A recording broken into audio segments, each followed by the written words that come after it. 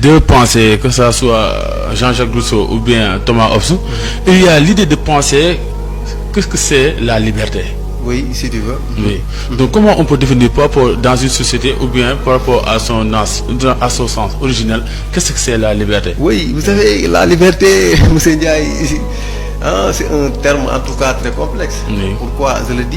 C'est parce que vous n'êtes pas sans savoir que qu'on parle de liberté civile, liberté religieuse, voilà, liberté culturelle, liberté ethnique. Bref, la liberté est employée dans des contextes différents qui font que, n'est-ce pas, il est presque impossible de dire ce qu'est en réalité la liberté. Bon, je ne t'enseigne rien, en tout cas de la formule de Paul Valéry, disant que la liberté est un de ces détestables mots, n'est-ce pas, qui ont plus de valeur que de sens, qui sentent plus qu'ils ne parlent, pour nous faire comprendre que comment la liberté est, comment dirais-je, difficile à cerner. Voilà. Raison pour laquelle nous allons étudier sous 2 ans. Nous allons étudier la liberté métaphysique et la liberté dans la vie commune, comme tu viens de le dire tout à l'heure. Okay. La liberté métaphysique, qu'est-ce que cela veut dire? C'est que la liberté métaphysique développe l'idée selon laquelle que l'homme est non seulement libre, mais la liberté de l'homme, elle est illimitée. C'est une liberté absolue, n'est-ce pas? Ceci est le point de vue de quelqu'un comme Jean-Paul Sartre. Jean-Paul Sartre pense que la liberté de l'homme, elle est illimitée, que la liberté de l'homme, elle est, n'est-ce pas, absolue. Pourquoi il le dit? C'est parce que l'homme n'est pas une créature, ni un objet créé, comme le prétendent beaucoup de personnes. C'est la raison pour laquelle il nous dit que l'existence précède l'essence. Pourquoi il le dit? C'est parce que si l'homme n'est pas une créature, c'est qu'il n'a pas, n'est-ce pas, été conçu, n'est-ce pas, dans l'idée d'un créateur, n'est-ce pas?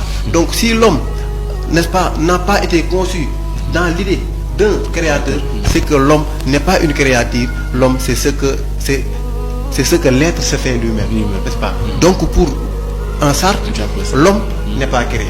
Et qu'est-ce que cela implique? Si l'homme n'est pas créé selon Sartre, c'est que l'homme vit dans un monde où il n'y a pas de Dieu. Raison pour laquelle, qu'est-ce qu'il dit? C'est que l'homme porte, n'est-ce pas, sur ses épaules l'entière responsabilité de sa vie. Pourquoi? C'est parce qu'il vit dans un monde où il n'y a pas de Dieu. Et je l'ai dit tantôt, pourquoi il le dit? C'est parce que pour Sartre, l'homme n'est pas une créature ni un objet inventé ou bien créé. Et vous êtes d'accord avec moi que l'artiste, avant de matérialiser son œuvre, il avait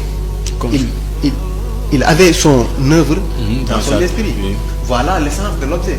Maintenant, si l'artiste matérialise son objet, n'est-ce pas, l'idée devient maintenant matérielle. Donc en ce sens, l'idée de son objet a précédé l'existence de l'objet. Or, pour Sartre, l'homme n'est pas créé comme l'objet. L'homme n'est pas une créature. Et si l'homme n'est pas une créature, c'est parce qu'il n'a pas été conçu. C'est en ce sens qu'il faut comprendre que l'existence, c'est ça, précède l'essence. Voilà la première, n'est-ce pas, position, n'est-ce pas, de la liberté, qui parle un peu sur la liberté métaphysique. Mais la seconde conteste la première, disant que non, l'homme est une créature. Il a été inventé, il a été créé par un Dieu. Et non seulement il a été créé par un Dieu, mais la liberté de l'homme, elle est limitée. Elle n'est pas infinie comme le prétend, n'est-ce pas, Sartre. Pourquoi? Parce que si l'homme est une créature, et de surcroît un homme social, ça veut dire quoi? C'est que tous les déterminismes de son environnement agissent sur sa personne, n'est-ce pas? Le déterminisme de l'inconscient, le déterminisme, comment dire, de l'état que nous parlions, n'est-ce pas, tout à l'heure, le déterminisme, en tout cas, de la société. Bref, toutes les façons, en tout cas, de déterminisme agissent, n'est-ce pas, sur la vie de l'homme. Au point que l'homme ne peut pas se proclamer de liberté infinie. Voilà donc la première, n'est-ce pas, la seconde perspective, disant que même si l'homme est libre, sa liberté, elle n'est pas infinie, elle n'est pas absolue. L'homme a une parcelle de liberté sur sa propre vie. Comme le dit la citation, ma liberté commence là où s'arrête celle des autres. Donc si on conçoit l'homme dans une société institutionnalisée comme l'État, donc on peut définir que La liberté de l'homme, c'est quoi? C'est le respect par rapport aux lois. Et il y a certains auteurs aussi qui proclament que la liberté, c'est le respect aux lois de la nature. Donc qu'est-ce qu'il fait ces deux différences? Oui, vous savez, beaucoup pensent que obéir est contraire à la liberté. Or, Jean-Jacques Rousseau nous fait comprendre que